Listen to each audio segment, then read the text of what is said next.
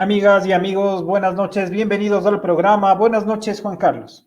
Fermín, buenas noches a todos. Gracias por estar con nosotros nuevamente en este viernes, ya fin de semana, aunque no sé que haga mucha diferencia, pero gracias por haber estado con nosotros toda esta semana y hoy tendremos, Fermín, unos invitados muy especiales. Así es, queremos saludar desde la ciudad de Guayaquil a Santiago Roldós, quien se conecta con nosotros para conversar esta noche. Hola, Santiago, bienvenido. Hola, buenas noches con todas y todos. Y se conecta también con nosotros Diego Casar del portal Colega La Barra Espaciadora. Hola, Diego. Hola, ¿cómo estás, Fermín? Hola, Juan Carlos. Hola, Santiago. Hola a todos los que nos escuchan ahora y nos ven. Bienvenidos a todos ustedes, gracias por estar con nosotros, a todos ustedes los dos, ¿no? A todos dos, está bueno. A todos dos, claro. Y luego nos contactamos ya con ustedes, nos volvemos a conectar para, después de nuestro bloque de noticias, para ya hacer las entrevistas. Gracias. Gracias. Dale. Así es, y empezamos con las noticias del día, como de costumbre, con las cifras oficiales que publica el gobierno con relación a la evolución de la pandemia en el Ecuador. Este es el último cuadro emitido el día de hoy. A las 8 de la mañana, con fecha 15 de mayo, el gobierno confirma 31.467 casos, de los que 22.530 se han obtenido por medio de pruebas de PCR y 8.937 por pruebas rápidas. Los negativos, 36.844, de los que 25.351 han sido PCRs y 11.493 pruebas rápidas. Los recuperados, 3.433, los casos con alta hospitalaria, 3.159. Hasta el momento, el gobierno declara 89.817 muestras por COVID. Si pasamos a analizar los datos por provincias, Guayas sigue liderando con 12.081 casos confirmados, seguido de Pichincha con 2.484. La tercera provincia, Manabí, con 1.374. Los Ríos con 1.124, El Oro con 839 y Azuay con 657. Hay un aumento cada vez más evidente en los casos en la provincia de Pichincha y en la ciudad capital. Vamos también a revisar las cifras de mortalidad. Hoy se superaron los 4.200 fallecidos. 2.594 murieron con diagnóstico de COVID y 1.613 son considerados como probables fallecimientos por COVID. Estas son las cifras de hoy, Juan Carlos. Sí, ahí habría que hacer notar una cosa, de acuerdo a las 89.000 muestras tomadas, de acuerdo a las cifras que presenta el gobierno, quedan todavía represadas 21.000 pruebas aproximadamente que están en los laboratorios, y esto hace que todavía sea relativa las cifras que da el gobierno o el COE nacional respecto a esto. La otra cifra significativa es precisamente que se superó ya la barrera de los 4.000 fallecidos. Tenemos 4.207 fallecidos, y Ecuador es un país con la más alta proyección de muertes en América Latina, incluso superando un tanto a Brasil en su proporción. Esto es complejo para el país. Ustedes ven que la curva de fallecidos no disminuye, sigue aumentando, y también, aunque las curvas de contagios al parecer se van aplanando, sobre todo en Guayas. Guayas es una provincia que ya ha de alguna manera aplanado la curva, no así Pichincha y Quito, sobre todo, donde se concentra la mayor cantidad de casos de Pichincha, donde según las autoridades debemos prepararnos para la ola más fuerte de la epidemia, Fermín. Así es, y continúan ocurriendo fallecimientos en las calles, personas que se desploman en medio de la vía pública, algunas presentaban síntomas, otras no, pero se cree que pueden estas muertes repentinas estar asociadas con la COVID, porque el virus provoca coágulos y estos coágulos pueden producir infartos inesperados, infartos repentinos. Esa sería la explicación de que estas personas simplemente se desploman y caen en las calles. El municipio la semana anterior había confirmado cerca de 14 de estos casos. Se viralizó en esta semana el caso de una mujer en el sector de Turubamba, pero el alcalde Yunda dijo que esta mujer había fallecido de otras causas, que tenía diabetes y que no estaba confirmado que fuese la COVID la causa fundamental de su fallecimiento. Y sobre este tema también, la hidroxicloroquina ha demostrado pobres resultados en Francia y en China. Recordemos que en las primeras semanas de la pandemia se llegó a afirmar que este podía ser un tratamiento eficaz para la infección por el coronavirus, sobre todo para evitar o reducir el proceso inflamatorio que está asociado a la infección del virus en los pulmones. Pero lamentablemente estudios que se han realizado en Francia y en China no han podido determinar de manera concluyente que las personas se recuperen más rápido o tengan una evolución más favorable si se les trata con esta medicación. Además, Juan Carlos, hoy hubo intensa actividad política, sobre todo después de que ayer la policía y la fiscalía realizaran una serie de allanamientos en la provincia de Manabí, en el entorno del asambleísta Daniel Mendoza. La policía y la fiscalía y el gobierno han distribuido desde tempranas horas de esta mañana fotos de varios ángulos, de un montón de fajos de dinero tomados desde distintos ángulos, también de armas de fuego y de sellos y documentación que parecerían ser indicios de una red de corrupción. La cifra fue variando a lo largo del día. Primero dijeron que eran $500,000 y la cifra final a la que llegaron policías y fiscales alcanza $1,600,000. El principal asesor de Daniel Mendoza es quien está entre los arrestados. Él fue arrestado en la localidad manabita de Calceta. Claro, recordemos que Mendoza es un asambleísta que estuvo muy cerca, obviamente, de Alianza País, que estuvo muy cerca del gobierno de Rafael Correa, y luego, como muchos otros, permanecieron en la Asamblea Nacional y se hicieron morenistas, ¿no? De alguna manera por protección o por algún tipo de razones, y recibieron el apoyo o la protección del gobierno de Lenín Moreno, y algunos investigaciones periodísticas, básicamente de los colegas de la historia y de periodismo de investigación, publicaron algunos reportajes sobre lo que se ha dado a llamar el reparto de los hospitales y de la obra pública en algunas provincias, en este caso en Manabí, a cambio de votos en el Congreso, a cambio de mantener la unidad del bloque o las prebendas que pudieran tener o que se reparten a los asambleístas de Alianza País o de cualquier otro partido, si es que se llegara a una alianza, para obtener el respaldo político en la Asamblea Nacional. Esto ha sido denunciado. Ayer se la pregunta, evidentemente, a la ministra de Gobierno en nuestra entrevista. Ella lo ha negado, que no es así, que nos hablamos por ejemplo, de Rommel Salazar en la Secretaría de Riesgos, que fue una cuota también política del bloque de Alianza País, sobre todo los diputados del Guayas, para tener incidencia en el gabinete de Lenín Moreno. Y bueno, esas son las circunstancias lamentables para el Ecuador ante esta ola de casos de corrupción.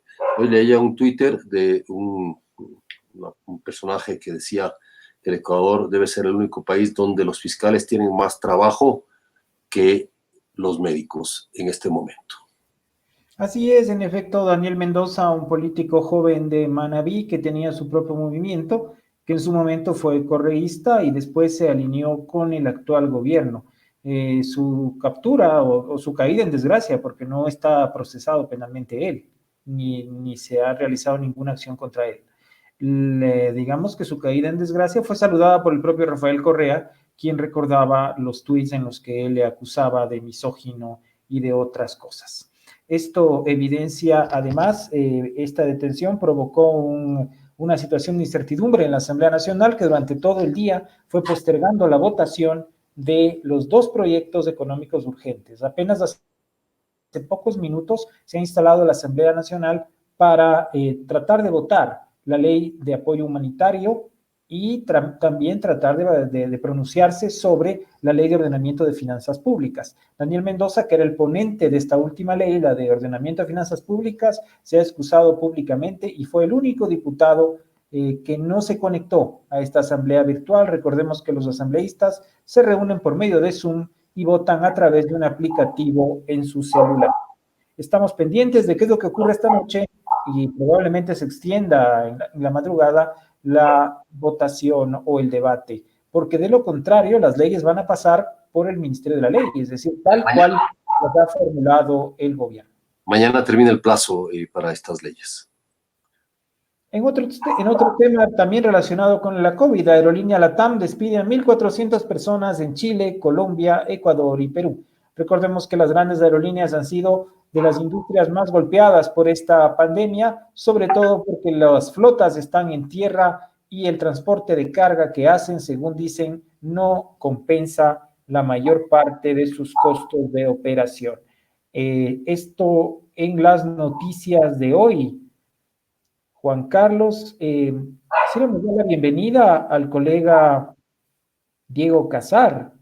Él es el director del portal La Barra Espaciadora, quien viene a contarnos una propuesta periodística que tiene relación con la epidemia. Hola Diego, buenas noches. Hola Fermín, ¿cómo estás? Hola Juan Carlos, ¿cómo estás? Buenas noches. Diego, bienvenido. Diego es un periodista, colega, amigo, escritor, músico también, y dirige o es parte del colectivo de La Barra Espaciadora, donde están algunos otros queridos compañeros y amigos con quienes también hemos hecho trabajos conjuntos. Uno de ellos ganó el Premio Nacional de Periodismo, y es el caso Furukawa, y de alguna manera esto nos hermana y hemos estado muy pendientes del trabajo que ustedes hacen respecto a, si me explico mal, me corriges por favor, Diego, ir encontrando la biografía de las personas que han muerto, sobre todo en Guayaquil, por la COVID-19, para que no sean solo un número, sino que se muestre que han sido personas, y son personas que han tenido y tienen su historia y tienen su biografía, y eso es un trabajo de memoria y de justicia para quienes murieron de alguna manera en el abandono, el silencio y aún en la indignidad de ver sus cadáveres perdidos, Diego. Te escuchamos. Sí, Juan Carlos, muchas gracias. Bueno, sí, la verdad es que Memorias Vivas surge como una necesidad de que las cifras no se conviertan en el único relato de un país, en el único relato de una sociedad. El momento en que nosotros empezamos a enfrentarnos a la realidad de las muertes, sobre todo en Guayaquil y en la provincia del Guayas, también nos enfrentamos a diario con reportes cuantitativos, con reportes fríos, con reportes numéricos, que si bien son muy necesarios en cualquier tipo de crisis, mucho más en una como esta crisis, pues era necesario con la misma importancia fijarnos en cuáles eran las historias detrás de cada uno de esos números, porque estábamos hablando de números que estaban encarnados por seres humanos, ¿no? Y están encarnados por seres humanos. Lo que tú bien dices que tiene que ver con la memoria es fundamental cuando nosotros hablamos de un episodio como estos, que no afecta solamente a una persona o a su círculo íntimo únicamente, sino a toda una sociedad. Lo que estamos viviendo es sin duda un episodio que está provocando un trauma colectivo. No podemos dudarlo, no podemos mirar hacia otro lado ante eso. Por lo tanto, como periodistas y como sociedad, somos responsables de que bajo todos los mecanismos posibles se pueda construir ese ejercicio de memoria colectiva.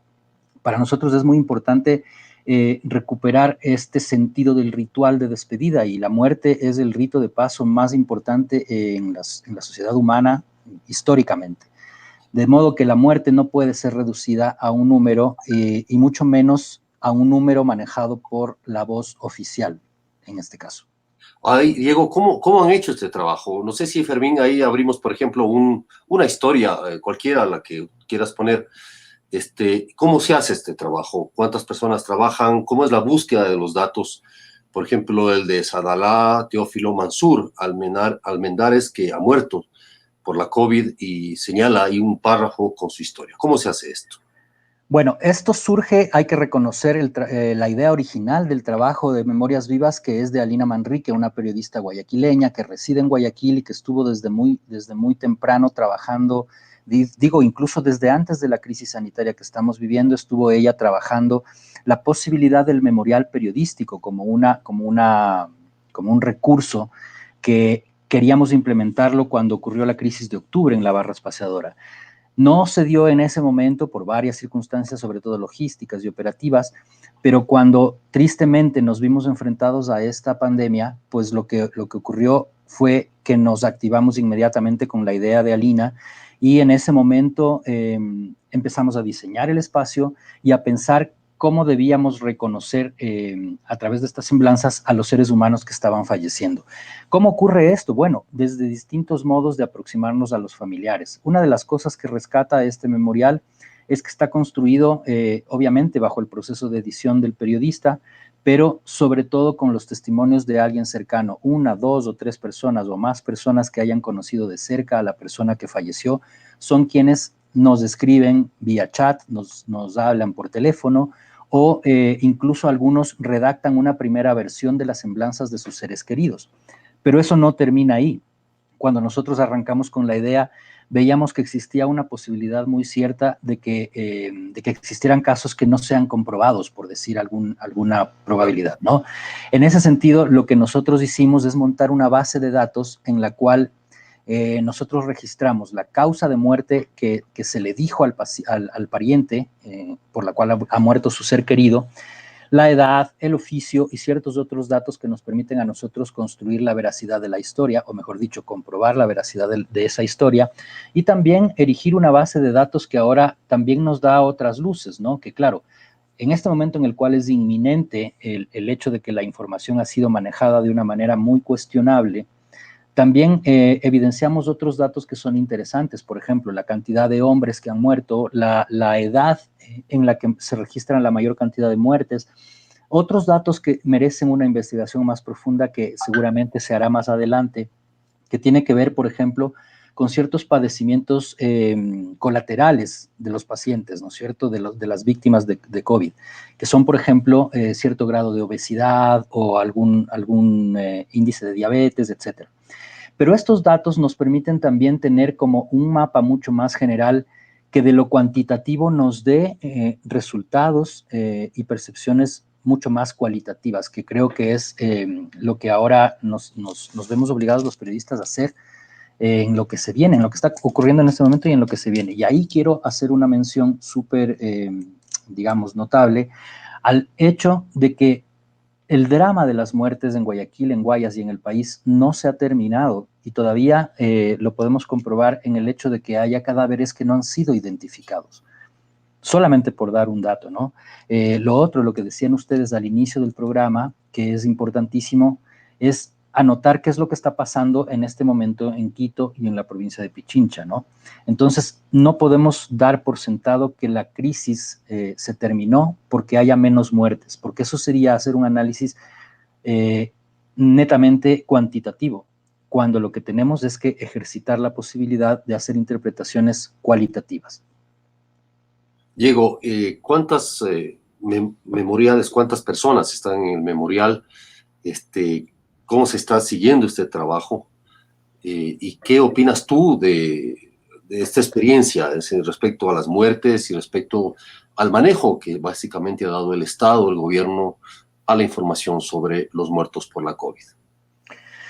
Bueno, mira, Juan Carlos, hay 7 personas, entre 7 y 8 personas que están trabajando en acercarse a los familiares. Este no es un trabajo sencillo porque no es un trabajo tramitológico. El acercarte como periodista a los familiares de las víctimas de la COVID implica tener un modo de hacerlo, implica tener un grado de respeto que sea de verdad, honesto, que sea transparente, que sea sincero, y eso no es fácil de lograrlo. Entonces, esto es algo que se debe contar. Obviamente, los periodistas que estamos en este proceso hemos sufrido quiebres, hemos tenido que apartarnos en ciertos momentos y luego continuar, luego de unos días de respiro, para poder continuar con el trabajo, porque este trabajo implica una cuestión sumamente emocional. El ser un equipo de 7 u 8 personas también ayuda a que de alguna manera nos vayamos suplantando, nos vayamos compensando las fuerzas. ¿Qué es lo que está pasando en este momento? Y es una de las cosas que más provoca la reflexión cualitativa a la que me refería hace un momento, que es que el discurso oficial todavía sigue tratando las muertes por COVID en este país como datos, como números, y solamente como eso, como cifras. Eso lo que provoca es un enfriamiento de una realidad que superó cualquier discurso. Es decir, lo que nos pueden decir en cada informe, en cada reporte oficial las autoridades, es ya muy insignificante frente a una realidad, a la contundencia de esta realidad que tristemente estamos enfrentando y que, como digo e insisto, no se ha terminado todavía. En ese sentido, yo creo que el ejercicio de recuperar la memoria a través de estos memoriales periodísticos, que por cierto no es el único, hay otro más que se está haciendo en un medio colega que es GK, hay otros memoriales que se están haciendo en otros medios en el resto del planeta, porque ocurre que el periodista se ve motivado para usar otras herramientas que en la coyuntura no siempre son las más urgentes cuando ocurren este tipo de cosas, que lo que van a permitirnos es con el paso del tiempo tener más elementos para hacer investigaciones más profundas, de largo aliento, más reposadas y que nos den respuestas, por ejemplo, que es algo que intriga muchísimo, sobre la identidad de los cadáveres que en este momento están, hay que decirlo, están confundidos por las autoridades. Diego, ¿cuál es el perfil de las personas que han fallecido por COVID en Ecuador? Porque las estadísticas parecen indicar que en nuestro país, al igual que en el resto del mundo, el grueso de las víctimas son hombres mayores. ¿Esto ustedes han podido comprobarlo empíricamente por medio de este trabajo periodístico?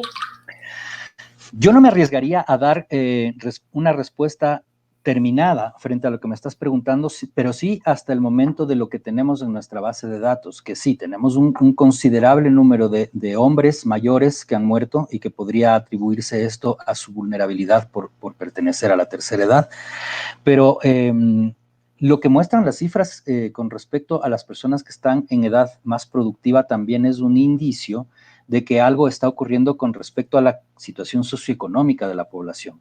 Es decir, ¿está acaso muriendo quien más se expone por tener que salir a buscar su sustento diario?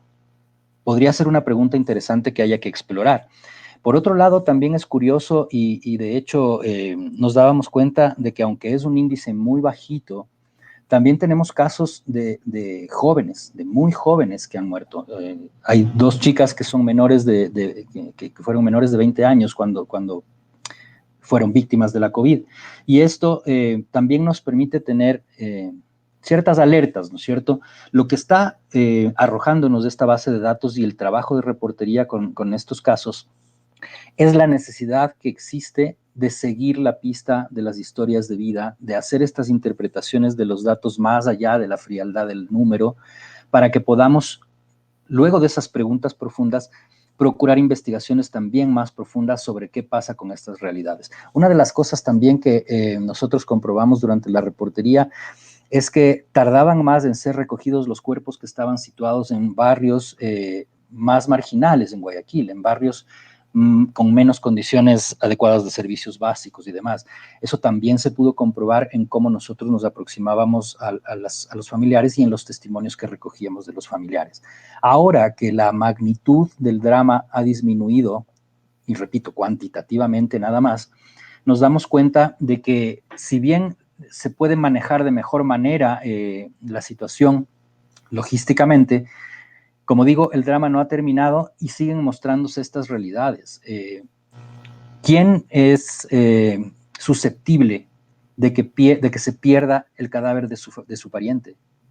¿No es cierto? Esas preguntas son las que nos estamos haciendo en este momento y esperamos que con investigaciones que vendrán pronto podamos ir hallando respuestas.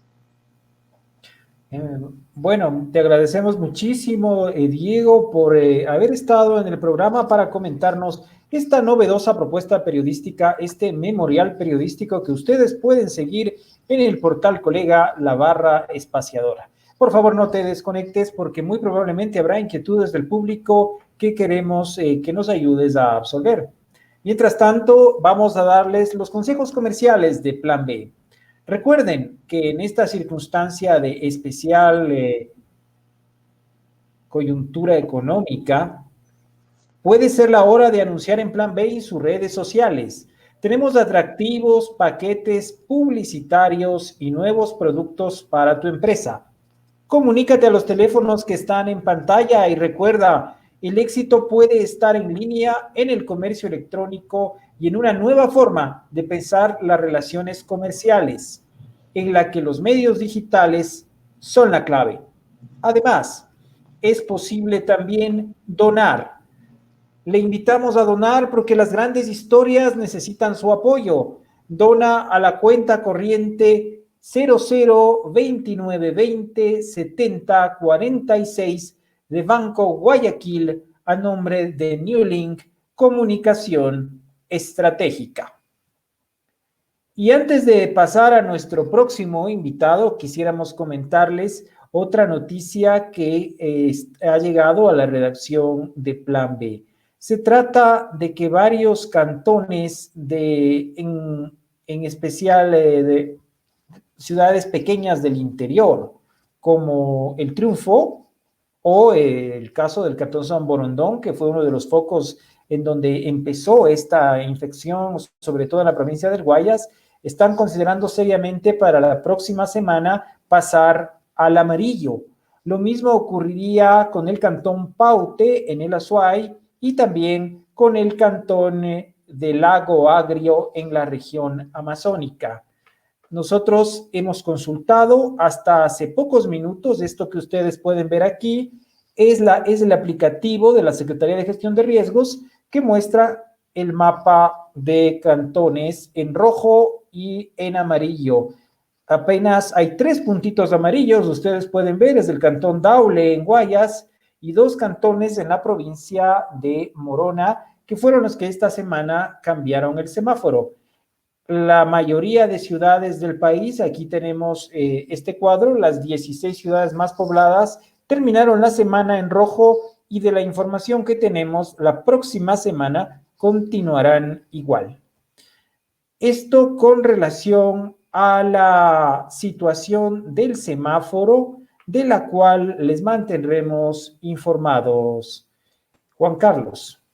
Sí, de acuerdo, de las capitales provinciales, quizá Loja es la que ha definido ya su cambio de color para el 23 de mayo. Esa es la proyección que tiene Loja, sería la primera capital provincial que hace esto. En realidad los otros cantones están considerando, por ejemplo, San Borondón, por su relación con Guayaquil, digamos, puede generar una serie de problemas, como ha ocurrido con Daule, por el tema de la coordinación. Igual Paute con Cuenca y los otros cantones aledaños o que circunscriben Cuenca en Azuay, que tienen una relación muy estrecha con la capital provincial. Entonces, todo esto tendría que ser coordinado de alguna manera. Sin embargo, en Quito, la situación, y eso también queríamos adelantarles como una exclusiva, en Quito la situación se complica más. Tenemos fuentes muy bien informadas que nos han comentado que los hospitales Carlos Andrade Marín y Quito Sur estarían ya en su capacidad desbordada por los pacientes de COVID. Desde el lunes está previsto activar el hospital de Sangolquí para atender pacientes COVID-19. Las fuentes nos mencionan que aproximadamente por cada contagiado están llegando 3, ¿no? 3 adicionales que son familiares de pacientes que estaban en aislamiento domiciliario.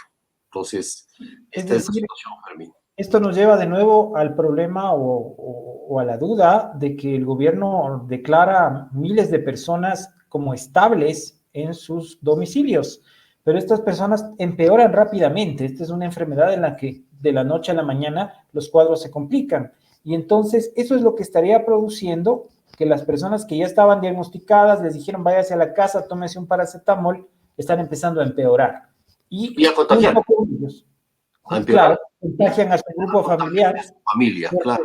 Porque la cuarentena no la pueden hacer totalmente aislados, pues viven con otras personas, esas otras personas se contagian, aumenta la carga viral en el espacio, como se ha explicado en medios científicos internacionales. Esto puede ser un problema muy significativo, en especial en Quito. Bueno, y queremos dar la bienvenida a nuestro segundo invitado de la noche. Se trata de Santiago Roldós, quien ya está con nosotros. Hola, Santiago, ¿cómo estás? Muy bien, muchas gracias. Bien dentro de lo que cabe, como digo siempre. Te habíamos invitado preocupados por cuál es el futuro del teatro. Santiago Roldós, un intelectual que se ha dedicado durante toda su vida, o buena parte de ella, al teatro, a la realización de montajes escénicos. ¿Cómo ves la situación del teatro?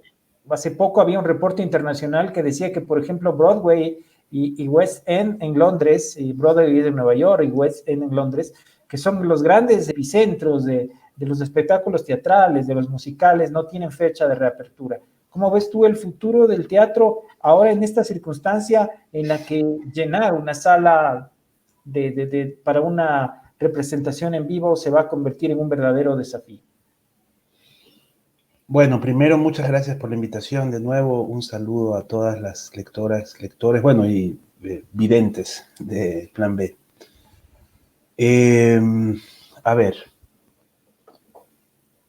lo primero es lo obvio, ¿no? Es decir, somos los últimos de la fila. O sea, la última actividad que se va a poner más o menos en marcha, más o menos, o sea, ya uno ve los videos de cómo va a ser el servicio de restauración, los restaurantes, los centros comerciales ya tienen protocolos preparados y demás. Y decía una directora argentina muy, muy importante, que creo que además sería del absoluto interés de ustedes y de Diego, dado que hace algo que llamamos teatro documental, y que justamente acaba de dar una masterclass en YouTube esta semana muy interesante, llamada Sobre vidas ajenas, el teatro como remake del pasado, y tiene mucho que ver con el trabajo que está haciendo precisamente Diego y la barra espaciadora, y bueno, también ustedes con esa extraordinaria sección que tenían acerca de todas las damnificadas y damnificados del correísmo, o sea, esas crónicas extraordinarias que pusieron en Plan B.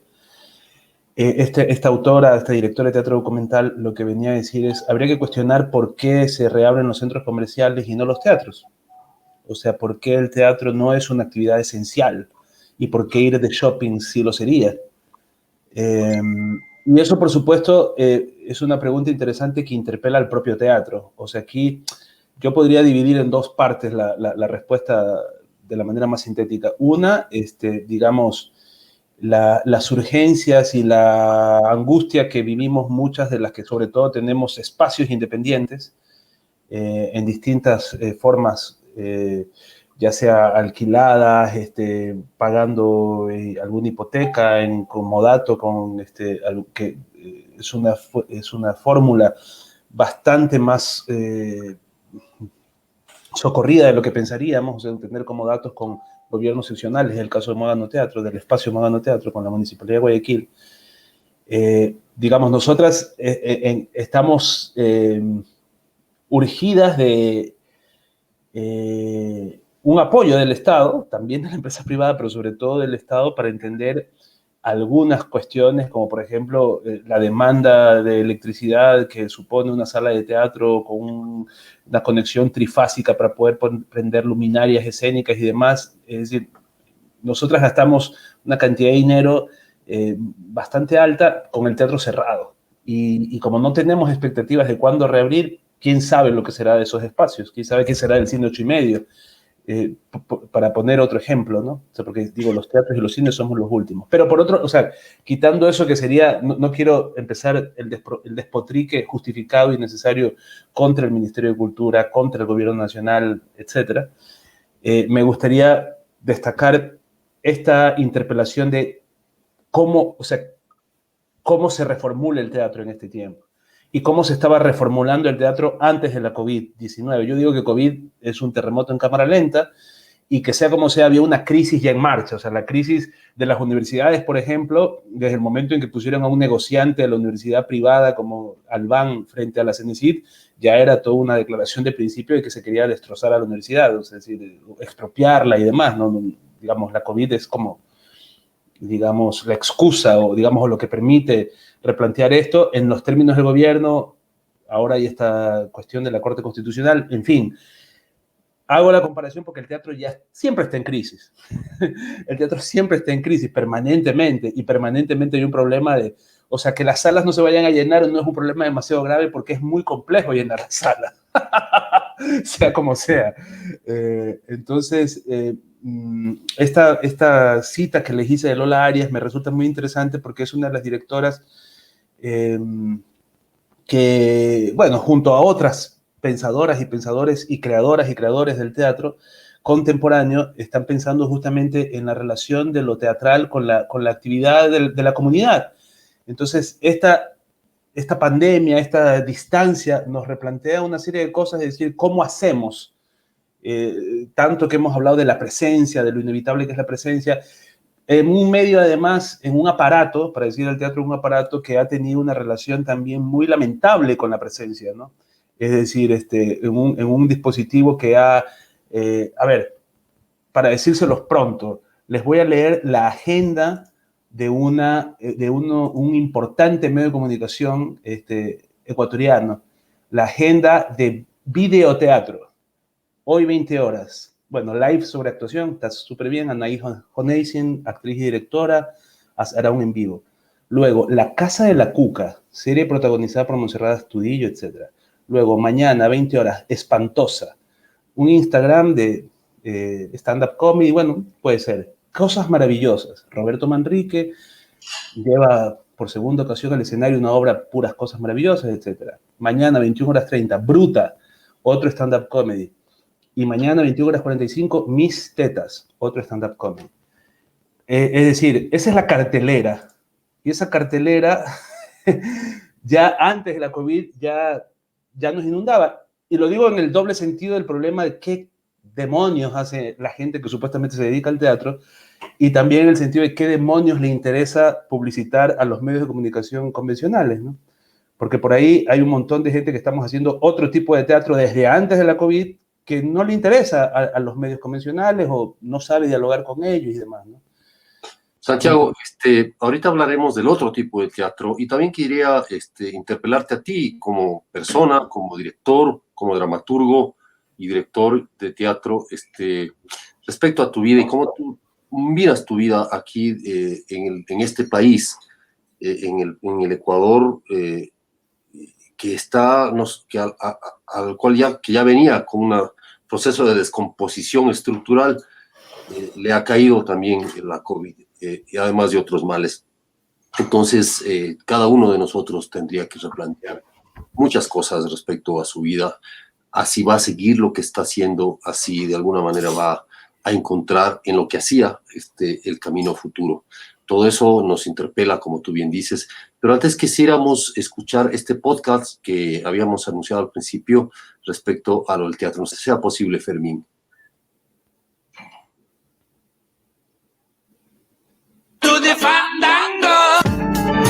Textos escritos y publicados hace años.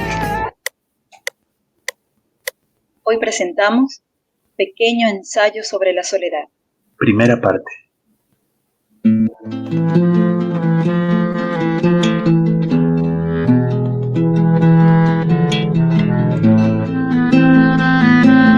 Pequeño ensayo sobre la soledad nació hace casi 10 años, del deseo de hacer algo especial para las niñas y los niños de nuestra ciudad, tan carente como tantas otras, de diversión y libertad.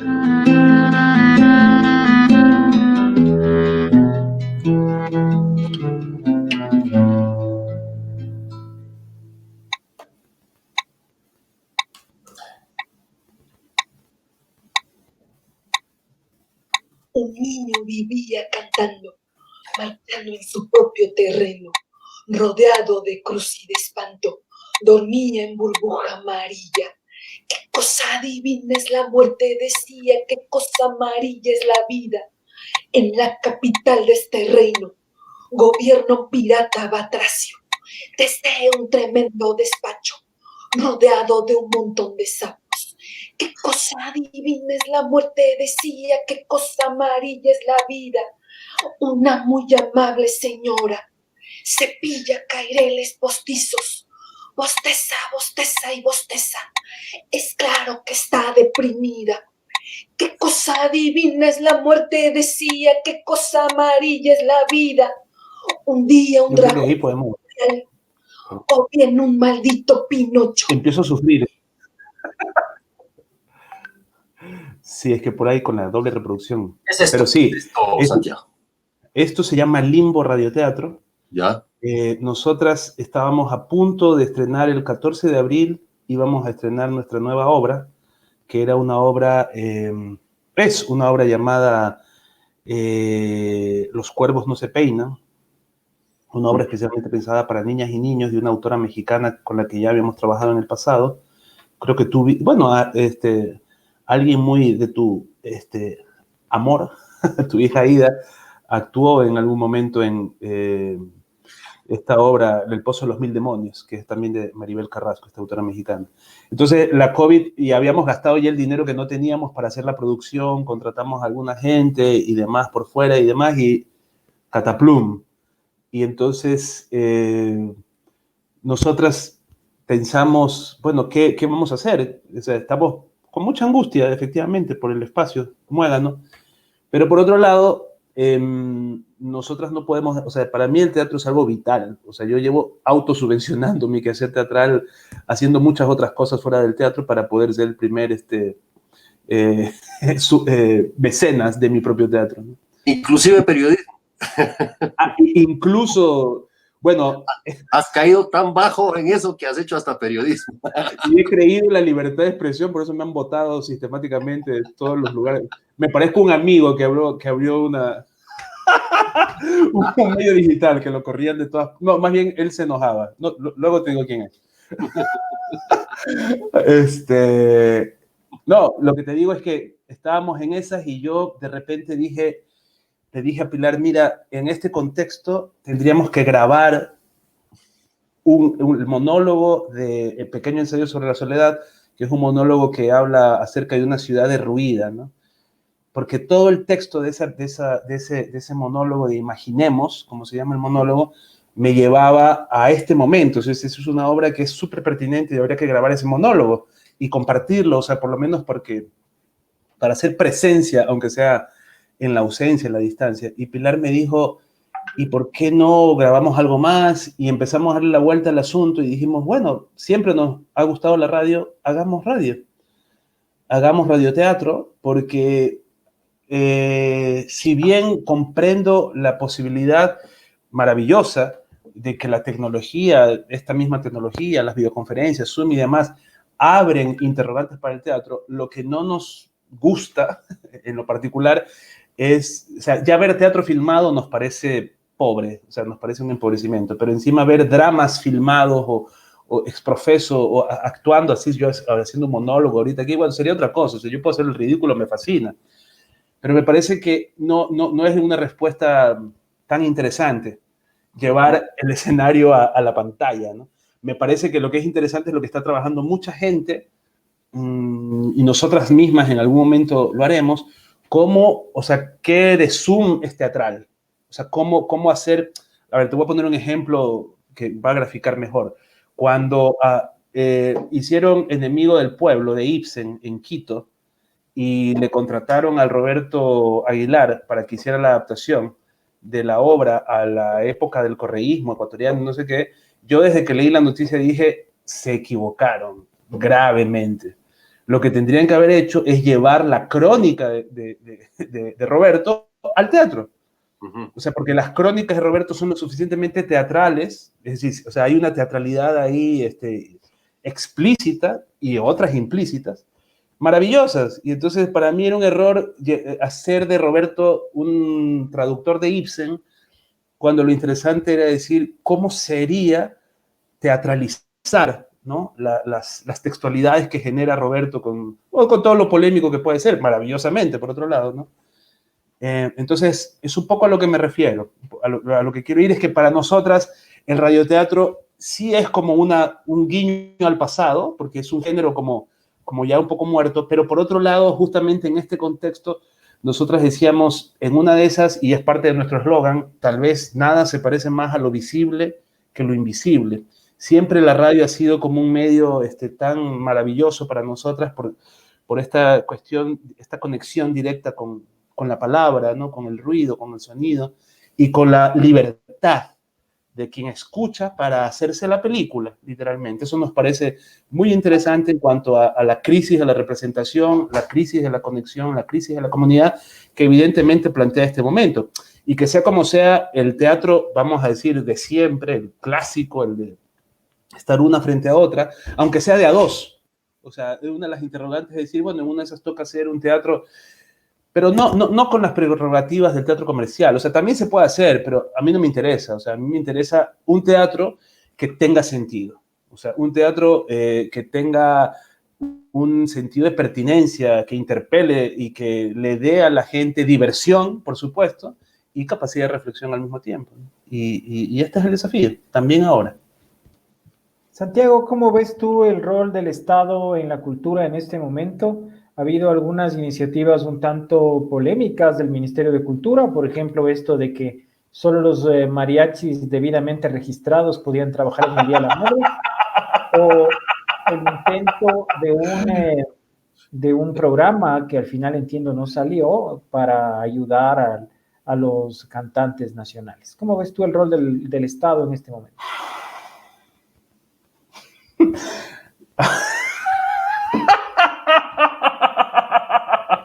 El rol del Estado. A ver, veo una distancia abismal con respecto a las propias buenas intenciones que pudo haber tenido el ministro, otro ministro Velasco. Cuando decían que no podía haber un ministro peor que Paco Velasco, yo siempre dije, tranquilos, Ecuador siempre logra superarse, no pasa nada, ahí vamos. Entonces, no creo que sea un problema personal, evidentemente creo que es un problema de la estructura del Estado y de lo mal que ha funcionado ese Ministerio de Cultura desde su nacimiento, pero antes de que existiera el Ministerio de Cultura también funcionaba mal y su desaparición no garantizaría que las cosas mejoren, ¿no? Es decir, concretamente, a mí me asombró tremendamente que cuando empezaba la crisis, el ministro nos convocó a una serie de personas, bueno, de distintos grupos de personas, en una de esas caí yo, literalmente convocado por Mariana Andrade, del 8:30, y bueno, había compañeras y compañeros en esa videoconferencia Zoom que hicimos con el ministro Velasco, de muchas iniciativas, incluso la asociación esta de salas independientes o alternativas de Quito, y el ministro dijo una serie de cosas en ese momento que nada que ver, o sea, que han terminado completamente en un saco roto. Vale decir que también, gracias justamente a la poca valoración, no solamente, es decir, siempre dice uno, ¿cómo puede haber un plan de rescate para el teatro o para el arte, muriéndose la gente de hambre? Digo que poner las cosas de esa perspectiva es bastante perverso, porque, es decir, los camaroneros tienen un plan de emergencia o quieren un plan de emergencia, toda la zona, digamos, todo el sector productivo está pidiéndole al Ministerio del Ramo que se haga cargo de alguna manera para poder diseñar estrategias y buscar fondos donde evidentemente ya se los llevaron para otras cosas. Entonces fue muy perversa la forma en la que ciertos medios de comunicación, ahora incluso alternativos, dijeron, vean, ese ministro quiere algo para sus cantantes, nada más, y no era así. O sea, es bastante más serio el asunto. También comprendo que acaba de haber este artículo de Martín Payares en Cuatro Pelagatos, digamos, sancionando la desaparición del Ministerio de Cultura, porque la cultura no necesita el ministerio, citando a García Márquez y una serie de cosas, y con toda la buena intención de Martín, que es un tipo que a mí me cae bien, yo creo que está profundamente equivocado, o sea, no tiene idea de la realidad de la que está hablando. O sea, las cosas son mucho más complejas de las que él dice. O sea, no se trata de que el Ministerio de Cultura ha sido una fábrica de clientelismo para Correa o para otro gobernante. O sea, es decir, El ministerio, evidentemente, como en el caso de las universidades, vuelvo al caso de las universidades, hay una atrofia burocrática en el Ecuador que es espectacular. O sea, todo está atravesado. O sea, la cantidad de funcionarios y funcionarias que parasitan lamentablemente ese ministerio, o la Casa de la Cultura, o las universidades ecuatorianas, es demencial. Y yo digo, claro, eso también son trabajos que pueden, digamos, perderse o no sé qué, pero realmente habría que buscar una manera de ejercer la cultura a través del COTAD que no dependa del Ministerio de Cultura, que nosotras podamos pelearnos con nuestros gobiernos autónomos descentralizados, supuestamente, y exigirle una serie de cuestiones que ocurren en otros países del mundo. Es decir, yo creo que el papel del Estado tendría que ser mucho más activo y mucho más ágil, que es todo lo contrario de lo que ocurre acá. Ahí hay una, Fermín, hay una pregunta ya para entrar al tema de la participación de Pablo Tatés, ¿no es cierto? Si le podemos poner un comentario. Sí. Dice, ¿por qué el teatro en el Ecuador insiste en buscar el apoyo del Estado? Más de 10 años del Ministerio de Cultura, clientelismo. ¿Por qué insiste por ahí? ¿Por qué no buscar en la comunidad en vez del Estado? Por otra parte, videoteatro, ¿qué es eso? Pregunta Pablo Tatés. Yo no sé, justamente eso es lo que yo decía. Es decir, bueno, hay videodanza, es todo un género en la danza, ¿no? Es decir, pero ese sería como un diálogo interdisciplinar o incluso un ejercicio transdisciplinar. El teatro se resiste mucho eso de ahí, pero sí hay, es decir, hay intentos y justamente esta directora que le citaba, que para mí es de lo más interesante porque me está inspirando a replantearme mi propio quehacer, Lola Arias, está trabajando con material de archivo de los actores, las actrices, está trabajando de alguna manera en la dimensión de documentar procesos y que eso sea como lo que se pueda poner en cámara, ¿no? O sea, cómo relacionar el teatro, o sea, insisto, ¿qué es lo teatral? ¿Qué es la teatralidad del periodismo? ¿Cuál sería la teatralidad de Zoom? No lo sé.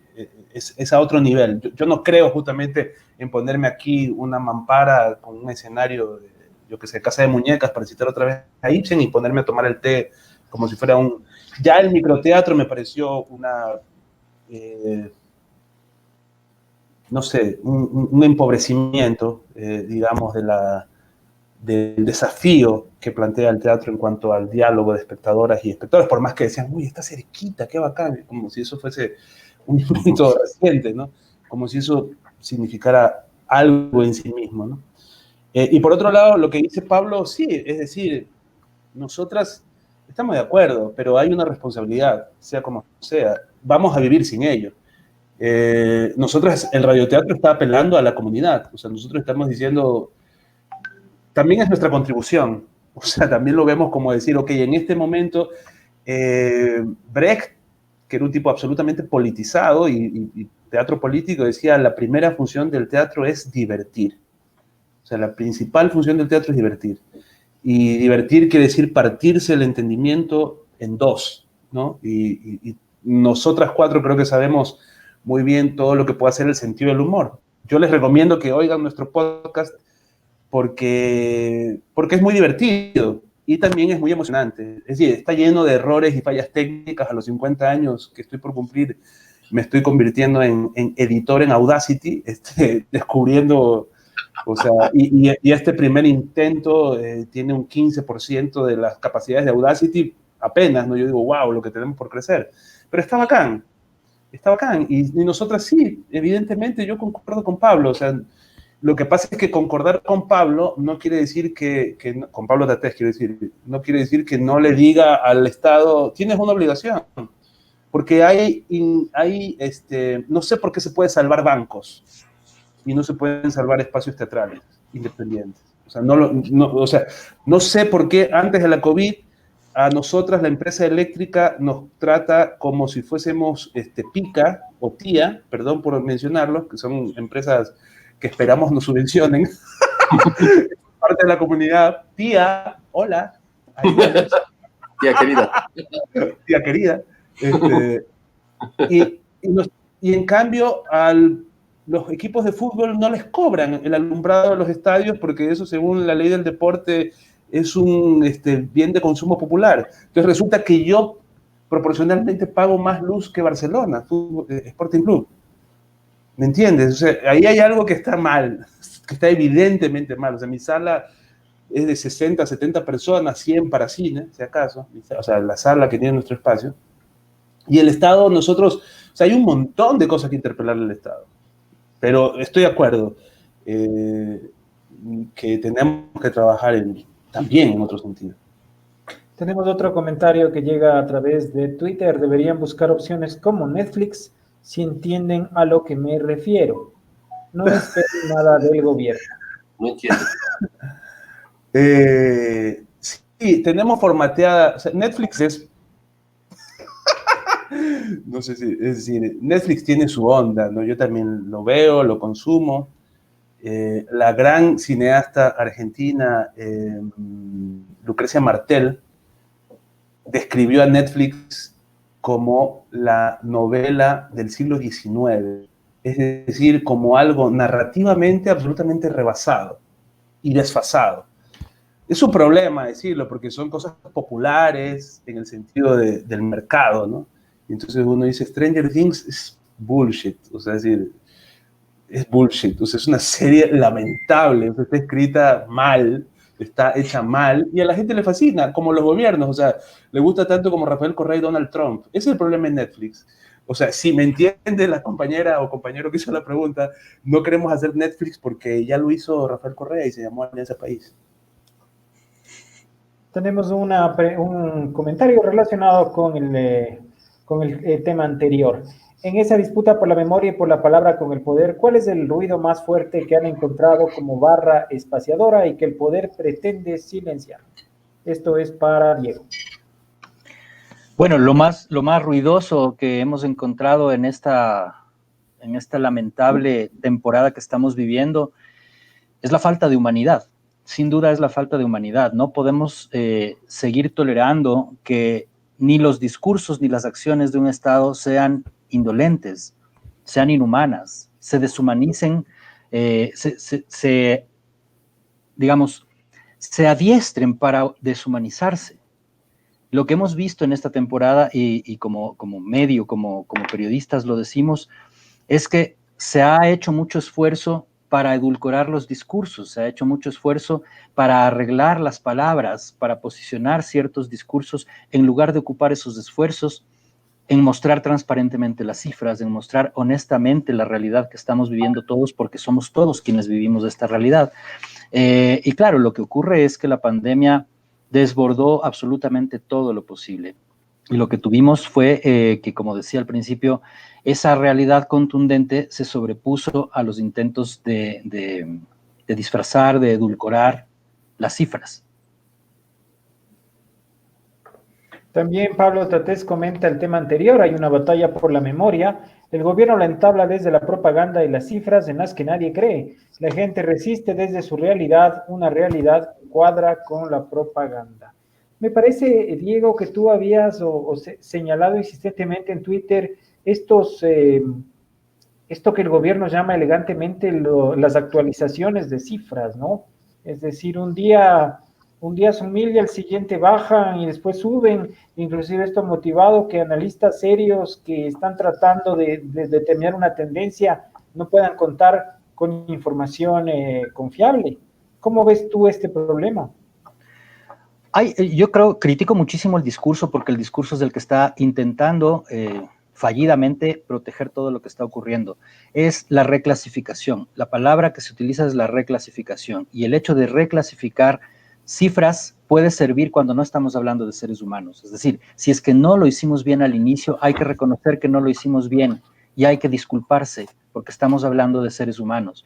Pero lo que a mí personalmente me intriga y me indigna muchísimo es que solamente se diga, como si nadie mereciera explicaciones profundas y además explicaciones sentidas, que solamente se diga que se cambió la metodología porque se le ocurrió a alguien cambiar la metodología. Entonces, lo que se evidencia es que hay una tecnocracia que comete muchos errores, una burocracia que está absolutamente confundida, y las decisiones que se toman o las que se dejan de tomar incluso, son producto de no tener qué ni cómo decirlo.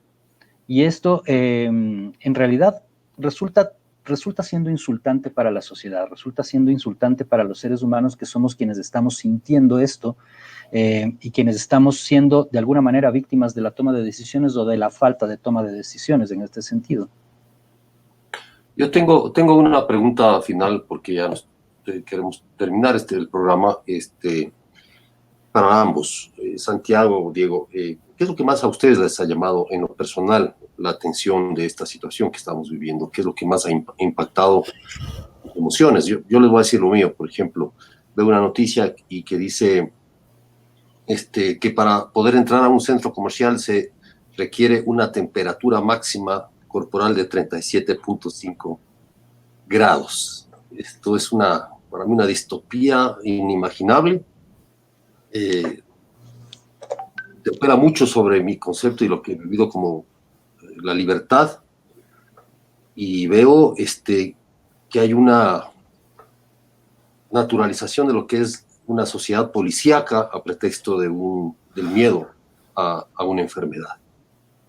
Esto de exigir temperatura, de que si no usas guantes no entras a tal parte, etcétera. Todas estas cosas, como que es una policía médica la que estamos viviendo, una sociedad policíaca desde la medicina. No sé, esa es, por ejemplo, mi mayor impresión. No sé, la tuya, Santiago, o la tuya, Diego. ¿Voy? Sí, dale. Dale, Santi. Bueno, para mí, aparte del... A ver, yo lo digo de la siguiente manera. Yo lamento y al mismo tiempo agradezco esta coyuntura tan de ciencia ficción. O sea, yo me siento en una película de ciencia ficción desde el día 1, porque me ha hecho darme cuenta de dos cosas que yo no había sido consciente del nivel. La primera, lo enajenado que yo estaba dentro de mi propia, o sea, dentro de mi propio quehacer, ¿no? O sea, en nombre de cumplir un proyecto, en nombre de hacer teatro, en nombre de esta vida 24/7 trabajando, también dedicándole tiempo a mi hijo, o sea, o prácticamente el único tiempo extra del trabajo era para mi hijo, ¿no? Y de repente en las primeras 2 semanas de estar aquí en mi departamento, yo descubrí que tenía un departamento embodegado dentro de sí mismo. Y entonces mi departamento afloró. Y para mí fue un descubrimiento asombroso decir, wow, tenía un departamento más chévere de lo que yo pensaba. Sí, los metros cuadrados siguen siendo los mismos, pero yo no me daba tiempo para mi hogar, en su sentido más concreto, ¿no? Y eso me llevaba a la cuestión de darme cuenta de que esto es volverme a dar cuenta de que tener una cárcel relativamente amable como la que yo tengo, con mi esposa, mi hijo, mi perrito, en 120 metros cuadrados, que está bien, de clase media, a 25 años del BIES, es un privilegio, porque es decir, es terrible. Pero la otra cosa que me parece más, si vale la pena decir, más asombrosa, es el nivel de tolerancia que mi cuerpo ha generado ante la ignominia del Estado ecuatoriano, de la sociedad ecuatoriana. O sea, yo le decía a mi tío León, en un momento estaba absolutamente horrorizado por las imágenes de tratamiento de los cadáveres, de lo que precisamente habla Diego, ¿no? Y yo le decía, yo entendía a los 10 años que eso era el Ecuador. A mí el Ecuador me enseñó que la vida valía lo mismo que la muerte en el Ecuador, nada. Y no lo digo para vanagloriarme, sino para espantarme, o sea, porque yo quiero cambiar. y quiero que mi teatro cambie, quiero que mi teatro justamente pueda hablar de esa naturalización, o sea, que yo mismo, que supuestamente soy un sujeto crítico y que comprometido con no sé qué causas y trabajador y buena onda y no sé qué, en realidad yo he estado educado estructuralmente en que un cadáver en una bolsa no es nada, no significa nada. Y eso me pareció muy duro, muy duro. Y quiero cambiar, quiero dejar de tolerar eso, porque en realidad es intolerable. Diego. Bueno, yo creo que hay algo que marca muchísimo lo que estamos viviendo durante estos 60 días y que es realmente espeluznante, y es una frase que se posicionó desde un funcionario de este gobierno, que es el ministro Richard Martínez. Y es cuando él, en cadena nacional, dijo: la realidad ha superado a la legalidad. Esa frase contiene un espíritu que puede amparar todo lo que se decide en este momento, todo lo que se hace y se deja de hacer por parte de un Estado, que yo siento que desde esa frase, desde ese uso que parece incluso ingenuo del lenguaje, está deshumanizando la vida de una sociedad, la vida social. Nosotros constituyen prácticas, se convierten en prácticas y generan reacciones. El haber dicho que la realidad ha superado a la legalidad justificaría cualquier cosa, justificaría pisotear la Constitución, atentando, por ejemplo, contra la educación, intentando reducir el presupuesto a la educación, cosa que es inconstitucional, o no atender de inmediato a los pueblos que fueron afectados por los desbordes de los ríos en la Amazonía, cuando hay un mandato constitucional que obliga a hacerlo con la misma urgencia con la que se reparan los oleoductos. Ese tipo de prácticas y ese tipo de relación que nosotros empezamos a identificar entre las frases dichas o lo que se ha omitido y las decisiones que se toman y las acciones que se toman o se dejan de hacer, pues están mostrándonos quiénes están tomando las decisiones de nuestro país, de nuestra sociedad. Y eso a mí me espeluzna, me parece que es sumamente grave, me parece que es sumamente preocupante, por decirlo menos. Gracias, Diego. Gracias, Santiago. Gracias, Diego, por estar con nosotros, por haber compartido su pensamiento, su criterio, el trabajo que están haciendo hoy. Santi, ¿nos haces oír esto, por favor? Nos mandas cómo hacemos para ver el podcast. En cualquier plataforma de podcast ponen Limbo Radioteatro y sale. Limbo Radioteatro en Spotify, en SoundCloud, en todas. En casi todas. Chévere, nos podemos comprometer a subir en nuestro portal también. Esto sí, hoy estaría vacancísimo.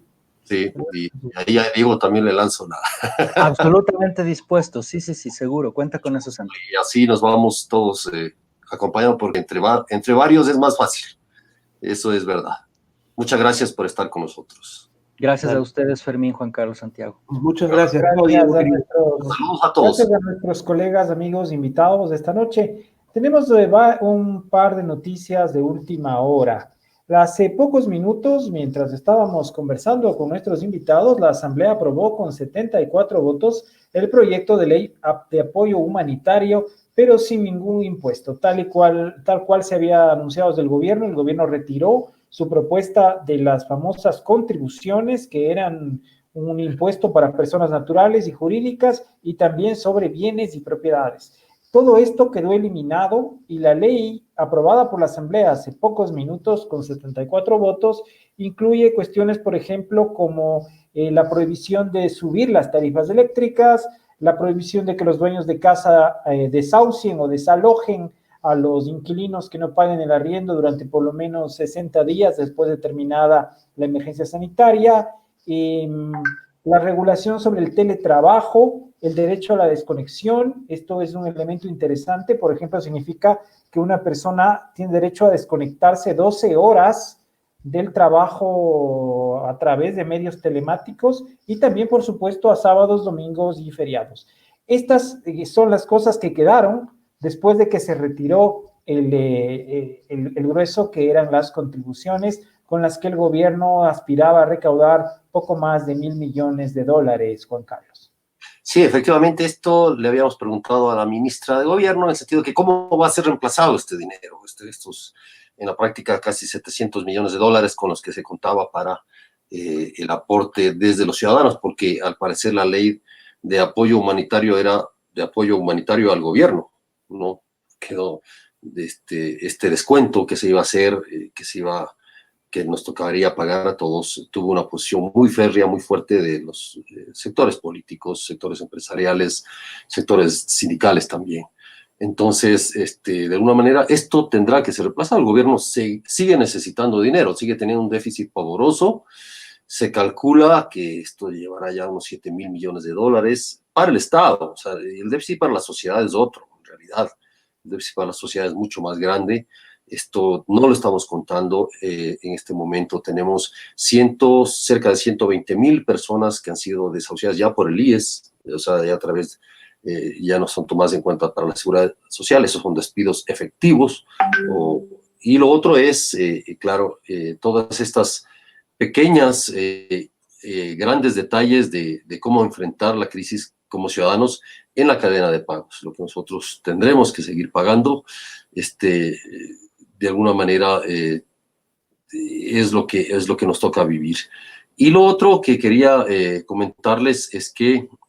Para terminar eso nada más, Juan Carlos, hace pocos minutos se acaba de votar el proyecto de ley de ordenamiento de finanzas públicas. Apenas ha obtenido 67 votos por la moción de aprobarlo y hay 5 abstenciones. Eso quiere decir que en breves momentos se va a votar la moción de archivarlo.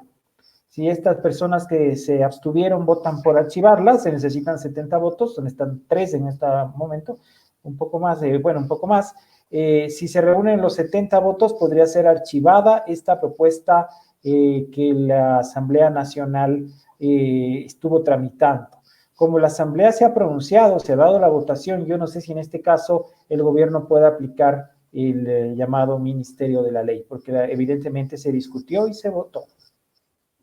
Claro, tendríamos que ver si es que no encuentra alcanza tampoco los votos para ser rechazada, en qué limbo queda esta ley y si pasa por el Ministerio de la Ley. Ya hubo un caso en una ley anterior, entiendo que el gobierno anterior hubo un caso en esas circunstancias. Eso, Fermín. Queríamos finalizar con una denuncia. Nosotros queremos advertir que se estaría preparando acciones contra Fernando Villavicencio y Cristian Zurita. Una altísima fuente del Estado se ha contactado con ellos a advertirles, a llamar su atención respecto a que desde algunos sectores, inclusive se denuncia que podría ser del gobierno, se estarían preparando acciones, no se sabe si física o de qué tipo de naturaleza, contra los 2 colegas, compañeros y amigos y sus familias. Básicamente por la serie de denuncias que han venido publicando respecto al reparto en los hospitales y contra la mafia de los hospitales, que muchos la han calificado como de crimen organizado. Entonces queremos sobre todo pedirle al gobierno y al Estado que se responsabilice por su seguridad y exigir, ¿no es cierto?, que se cuide su vida, su integridad, la de ellos y la de sus familias. Es lo que nosotros tenemos que decir. Estaremos pendientes de esta información. Hemos sido informados también de esta circunstancia lamentable y esperamos que el Ecuador no se convierta en un país que ataca, criminaliza e incluso pueda asesinar a sus periodistas.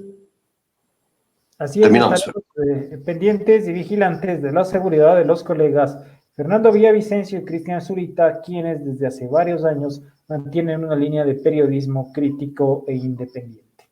Les agradecemos esta noche por su presencia y les invitamos el día lunes a la misma hora para un nuevo programa en el cual continuaremos analizando la coyuntura política, económica y social del Ecuador. Muchas gracias y buenas noches. Buenas noches también. Muchas gracias. Un buen fin de semana.